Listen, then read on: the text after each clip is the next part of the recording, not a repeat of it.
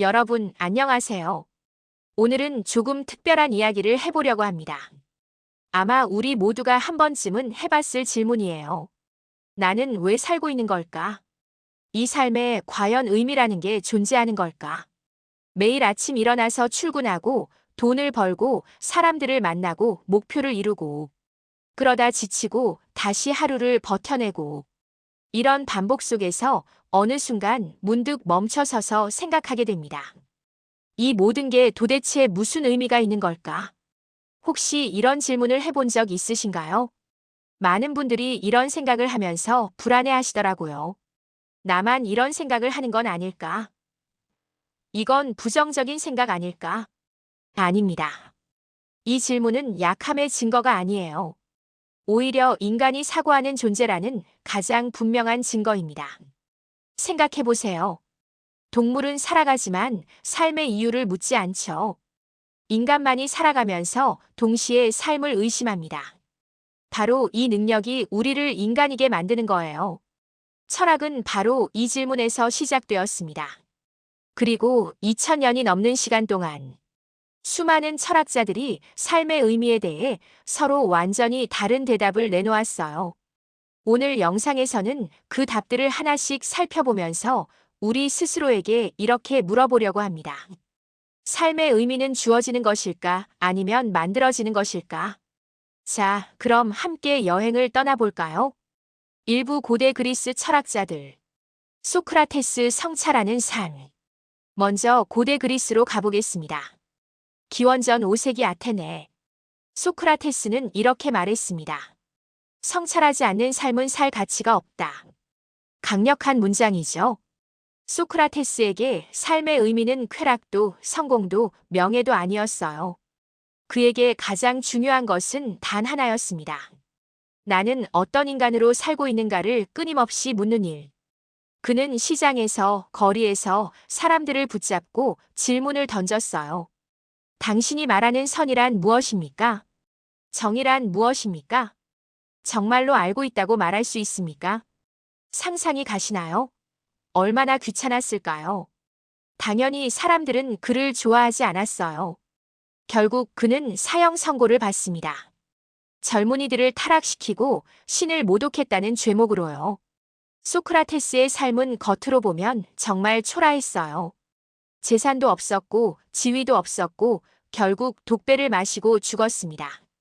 그런데 그는 끝까지 철학을 포기하지 않았어요. 왜일까요? 그에게 삶의 의미는 잘 사는 것이 아니라 바르게 사는 것이었기 때문입니다. 죽음을 앞두고도 그는 말합니다. 나는 옳다고 믿는 일을 했을 뿐이다. 여기서 우리가 배울 수 있는 첫 번째 교훈이 있어요. 삶의 의미는 상황이 아니라 태도에서 시작된다는 것. 성공했느냐, 실패했느냐가 중요한 게 아니에요. 어떤 자세로 살았느냐가 중요한 겁니다. 플라톤 영혼의 방향. 플라톤은 소크라테스의 제자였어요. 스승의 질문을 이어받아서 삶의 의미를 영혼의 방향에서 찾았습니다. 플라톤에게 인간은 단순히 육체가 아니었어요. 진짜 나는 이 몸이 아니라 이 안에 있는 영혼이라고 봤죠. 그리고 그 영혼이 어디를 향하고 있는가가 인생의 질을 결정한다고 말했습니다. 플라톤의 유명한 비유가 있죠. 동굴의 비유. 사람들이 평생 돈, 권력, 쾌락만 좇는다면 그것은 동굴 속에서 그림자를 쫓는 것과 같다는 거예요. 눈앞의 만족은 진짜가 아니에요. 진짜 의미는 선, 진리, 아름다움이라는 더 높은 차원을 향할 때 생긴다고 봤습니다. 플라톤에게 삶의 의미는 이런 거예요. 얼마나 가졌는가가 아니라 무엇을 사랑하고 있는가. 여러분은 지금 무엇을 사랑하고 계신가요? 무엇을 향해 가고 계신가요? 아리스토텔레스 행복이라는 활동. 아리스토텔레스는 플라톤의 제자였지만 조금 더 현실적인 답을 내놓아요. 그는 묻습니다. 모든 행동의 최종 목적은 무엇인가? 그리고 결론 내립니다. 인간의 궁극적인 목적은 행복이다. 당연한 소리 아니야? 라고 생각하실 수 있는데요. 여기서 말하는 행복은 우리가 보통 생각하는 그런 기분 좋은 상태가 아니에요. 아리스토텔레스가 말한 행복은 에우다이모니아. 즉, 인간의 가능성을 실현하며 살아가는 상태입니다. 그는 말합니다. 행복은 결과가 아니라 활동이다. 어떤 인간으로 기능하느냐의 문제다. 무슨 뜻이냐면요. 이성적 존재로서 생각하고 도덕적 존재로서 절제하고 사회적 존재로서 관계 맺고 자기 능력을 발휘하며 살아갈 때 인간은 비로소 자기답게 존재하게 된다는 거예요. 아리스토텔레스에게 삶의 의미란 위대한 성공이 아니에요. 자기 역할을 다하는 하루하루의 축적입니다. 오늘 여러분은 자기 역할을 다했나요? 이부 동양 철학자들. 공자 관계 속의 의미. 자, 이제 동양으로 시선을 돌려볼게요. 공자는 삶의 의미를 하늘이나 사후 세계에서 찾지 않았어요. 그는 오직 인간과 인간 사이에 집중했습니다. 공자는 말합니다. 사람답게 사는 것이 곧 도이다. 그에게 의미 있는 삶이란 이런 거예요. 부모로서, 자식으로서, 친구로서, 사회 구성원으로서 자기 위치에서 책임을 다하는 삶. 공자의 철학에서 의미는 추상적 질문이 아니에요. 매우 구체적이고 일상적입니다. 오늘 내가 누군가에게 어떤 태도를 보였는가? 약속을 지켰는가? 부끄럽지 않은 선택을 했는가? 바로 이런 일상 속에서 의미가 만들어진다는 거죠. 공자는 이렇게 말합니다. 군자는 근본에 힘쓴다. 근본이 서면 도가 생긴다. 삶의 의미는 멀리 있는 거창한 답이 아니라 오늘의 태도에서 시작된다는 겁니다. 여러분, 오늘 누군가에게 친절했나요? 약속을 지켰나요? 그것만으로도 충분히 의미 있는 하루예요. 그런데 공자의 가르침에는 더 깊은 층이 있습니다. 그는 인이라는 개념을 강조했어요. 인은 단순히 친절이 아닙니다. 타인의 입장에서 생각하고 그들의 고통을 내 고통처럼 느끼는 능력이죠. 공자는 제자들에게 물었습니다. 내가 원하지 않는 것을 남에게 행하지 말라. 이건 단순한 도덕 규칙이 아니에요. 삶의 의미를 찾는 방법입니다. 나와 타인이 연결되어 있다는 것을 깨닫는 순간 내 행동 하나하나가 의미를 갖게 되니까요. 노자 자연처럼 살기. 노자는 전혀 다른 방향을 제시합니다. 노자는 말해요. 억지로 살지 마라. 자연처럼 살아라. 그에게 삶의 의미는 성취가 아니라 조화였어요. 이겨내는 삶이 아니라 흐르는 삶. 채우는 삶이 아니라 비우는 삶. 노자는 우리가 너무 많은 이 되어야 한다 속에서 스스로를 소진시키고 있다고 봤어요. 성공해야 한다. 인정받아야 한다. 뒤처지면 안 된다. 이런 생각들 때문에 우리가 얼마나 지쳐 있나요? 그런데 자연은 경쟁하지 않습니다. 꽃은 다른 꽃보다 더 피려고 애쓰지 않아요. 강은 더 빠르기 위해 자신을 찢지 않습니다. 노자에게 의미 있는 삶이란 자기 리듬을 회복하는 삶, 본래 모습으로 돌아가는 삶이었습니다. 혹시 지금 너무 억지로 살고 계신가요? 잠시 멈춰도 괜찮아요. 노자는 무의자연을 말했습니다. 억지로 행하지 않음. 이게 게으름을 뜻하는 게 아니에요. 자연스러운 흐름을 거스르지 않는다는 뜻이죠. 물은 낮은 곳으로 흐릅니다. 누가 시켜서가 아니라 그것이 물의 본성이니까요. 그런데 그 물이 결국 바다에 이르죠. 노자는 우리에게 묻습니다. 당신의 본성은 무엇입니까? 당신은 자신의 본성대로 살고 있습니까? 아니면 누군가의 기대에 맞춰 살고 있습니까? 불교 고통과 해방. 불교는 삶의 의미를 왜 괴로운가라는 질문에서 시작합니다. 붓다는 말합니다. 삶은 고통이다. 많은 분들이 이 말을 듣고 불교가 비관적이라고 생각하시는데요. 이건 비관이 아니라 정직한 관찰이에요. 생각해 보세요.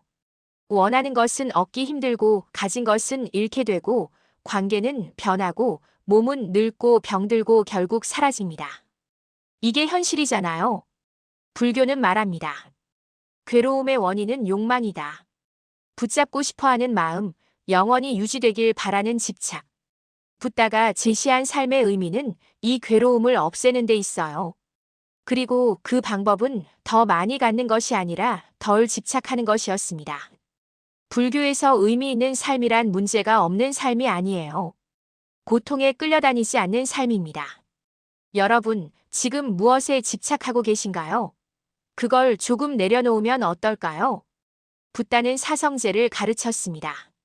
고통의 진리, 고통의 원인, 고통의 소멸, 고통의 소멸로 가는 길.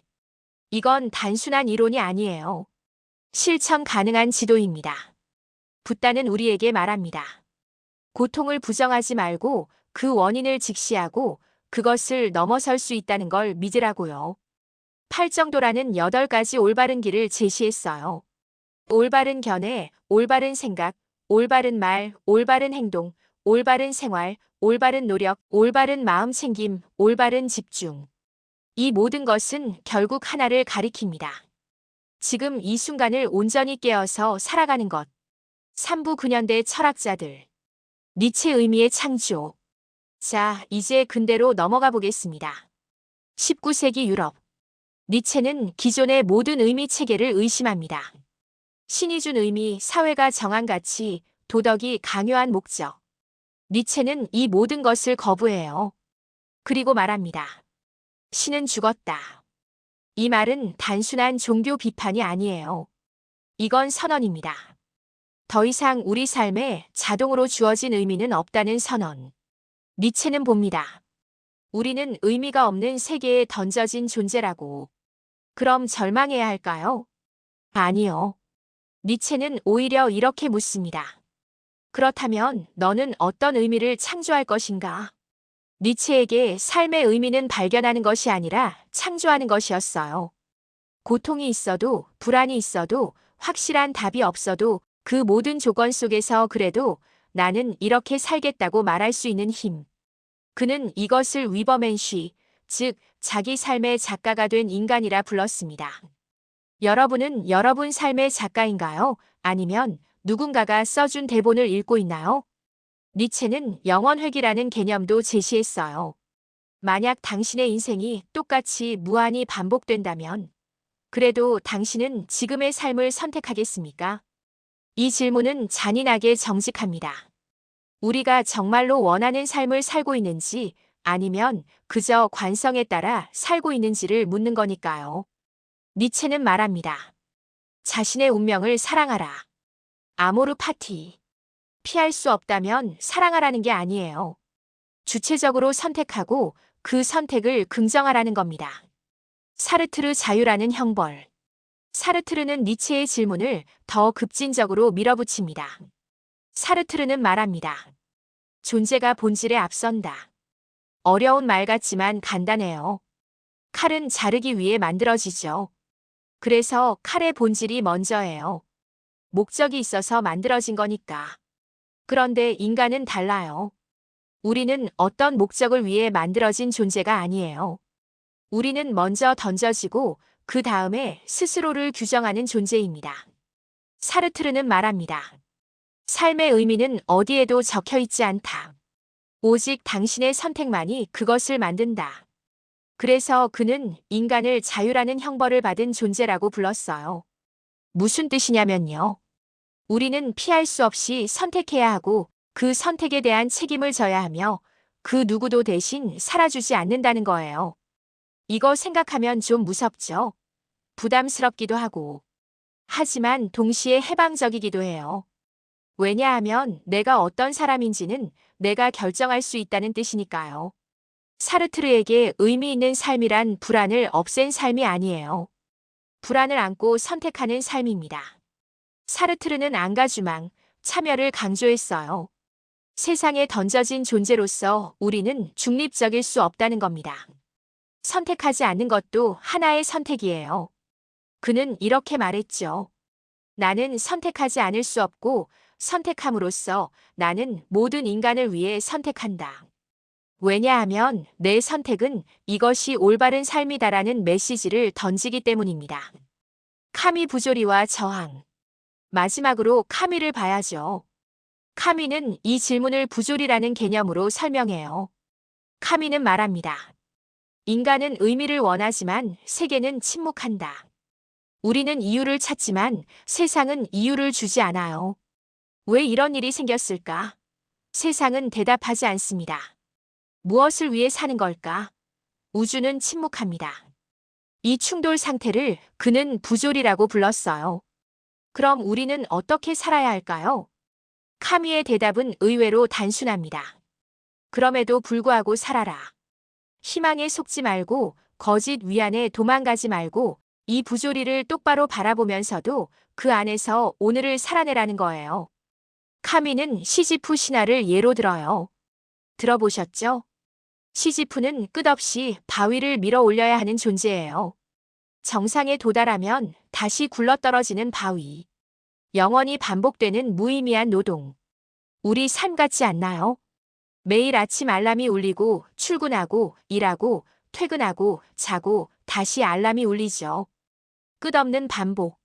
그런데 카미는 이렇게 말합니다. 우리는 시지프를 행복한 인간으로 상상해야 한다. 왜일까요? 왜냐하면 그는 자신의 운명을 알고도 그 바위를 밀기로 선택했기 때문입니다. 카미에게 삶의 의미는 결과가 아니라 태도예요. 희망이 아니라 저항. 탈출이 아니라 직면. 바위는 다시 굴러떨어질 겁니다. 그건 변하지 않아요. 하지만 산 아래로 내려가는 그 순간 시지프는 자유롭습니다.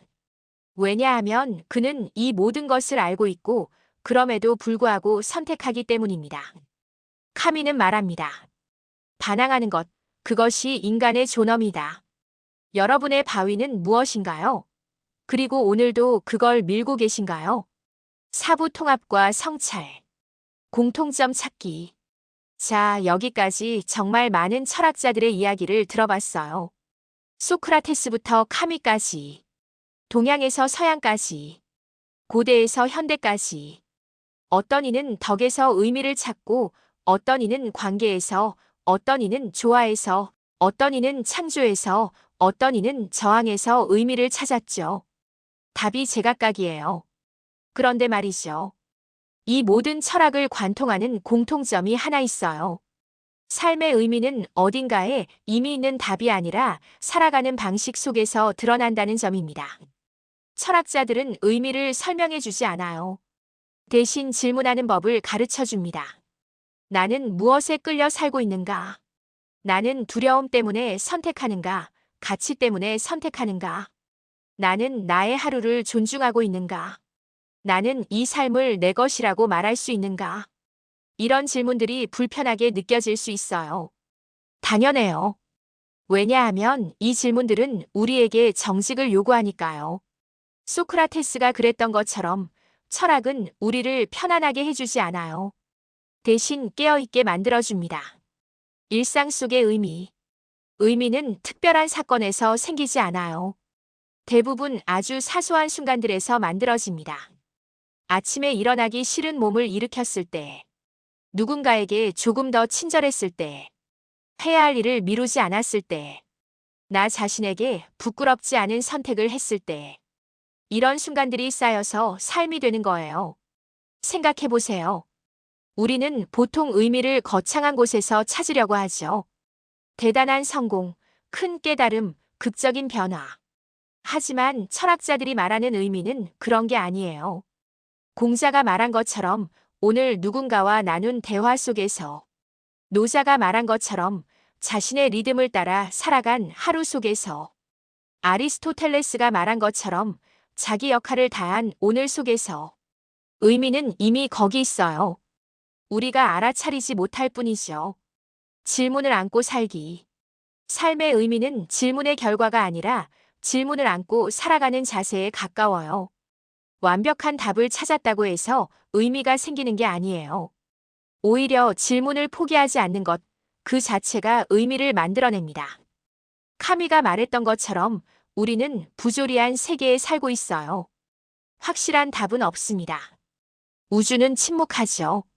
하지만 그 침묵 속에서도 우리는 묻고 선택하고 살아갑니다.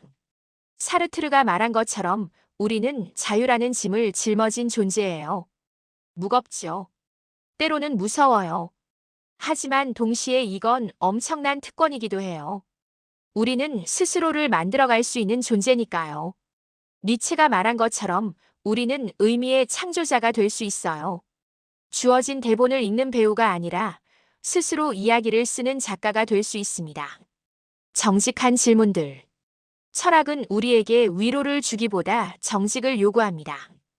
당신은 정말 원하는 삶을 살고 있는가? 아니면 익숙한 삶을 견디고 있는가? 당신의 하루는 타인의 기준인가? 아니면 당신의 선택인가? 당신은 무엇을 두려워하는가? 그리고 그 두려움이 당신의 선택을 지배하고 있지는 않은가? 당신은 언제 가장 살아있다고 느끼는가? 그런 순간을 더 자주 만들기 위해 무엇을 하고 있는가? 이런 질문들이 불편하다면 그건 좋은 신호예요. 왜냐하면 그건 당신이 정직하게 대면하고 있다는 뜻이니까요. 플라톤이 말한 동굴에서 빠져나오는 건 쉽지 않아요. 눈이 부시고 낯설고 불편합니다. 하지만 그림자가 아닌 실제를 보는 것, 그게 진짜 삶이에요. 의미 있는 하루. 삶의 의미는 거창할 필요가 없습니다. 위대한 사명일 필요도 없어요. 어쩌면 삶의 의미란 나는 오늘을 그냥 버티지 않았다고 말할 수 있는 순간들의 합일지도 몰라요. 오늘 아침 일어났을 때 정말 일어나고 싶지 않았을 수도 있어요. 하지만 일어났죠. 오늘 누군가와 갈등이 있었을 수도 있어요. 하지만 최선을 다해 대화했죠. 오늘 지치고 힘들었을 수도 있어요. 하지만 포기하지 않았죠. 이런 작은 선택들, 이런 사소한 순간들이 모여서 우리의 삶이 됩니다. 붓다가 말한 것처럼 고통은 사라지지 않아요. 하지만 우리는 그 고통에 끌려다니지 않을 수 있어요. 공자가 말한 것처럼 위대한 일을 할 필요 없어요. 오늘 내 자리에서 최선을 다하면 됩니다. 노자가 말한 것처럼 억지로 살 필요 없어요. 내 본성을 따라 흐르면 됩니다. 마무리. 그리고 그 질문을 포기하지 않는 한 삶은 결코 완전히 공허해지지 않습니다. 왜냐하면요. 우리가 의미를 찾는 존재라는 사실 자체가 이미 이 삶이 단순한 생존이 아님을 증명하고 있기 때문입니다. 동물은 그저 살아갑니다. 먹고 자고 번식하고 죽습니다. 하지만 인간은 다릅니다. 우리는 삶을 살면서 동시에 삶에 대해 생각합니다. 우리는 의미를 묻습니다. 그 질문 자체가 이미 우리가 의미를 가진 존재라는 증거예요. 오늘 영상이 여러분께 조금이라도 도움이 되었다면 좋겠습니다. 삶의 의미는 찾아야 할 보물이 아니라 살아가는 매 순간 만들어지는 것입니다. 오늘도 의미 있는 하루 보내세요. 여러분의 선택이, 여러분의 하루가, 여러분의 삶이 의미로 가득하기를 바랍니다. 구독과 좋아요는 다음 영상 만드는데 정말 큰 힘이 됩니다. 감사합니다.